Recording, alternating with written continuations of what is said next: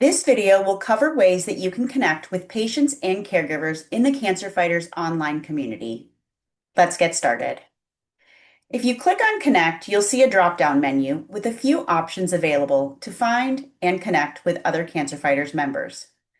If you click on Connections, you can search for a fellow Cancer Fighters member by their first and last name. Search results will show members with the name entered, but also list them by their nickname. If you haven't done so already, I encourage you to update your nickname and add your photo to your profile. This will help others easily find you. There are also some filters available to help you narrow your search.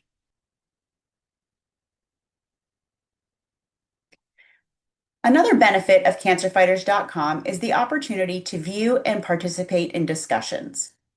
There are two ways to do this. First, let's review, share, and discuss. This is a great place to ask a question to the entire online community. These discussion threads can be viewed publicly. However, you must be logged in to comment on a discussion. There is also an option to browse all discussions by topic.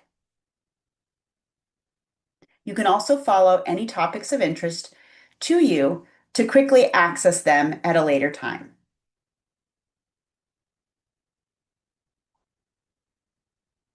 To start a discussion, you're going to enter your question here. Add details here and click Ask. You can also add topics to your question so that others can easily find it. A couple of tips that I want to share while participating in Share and Discuss. First is how to @mention. In this example, if I want to respond to someone's question or post, I can tag them in this conversation. You can do this in a couple of different ways. First, by clicking this here, or by simply typing in the @ symbol.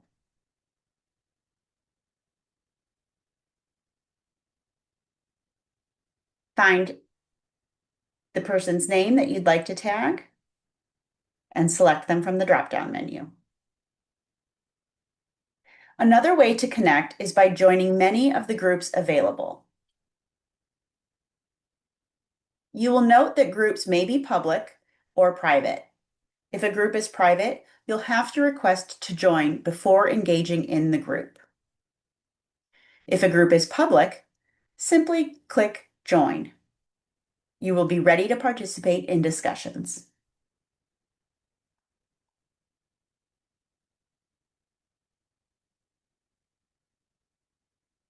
I'd also like to highlight email updates for each group.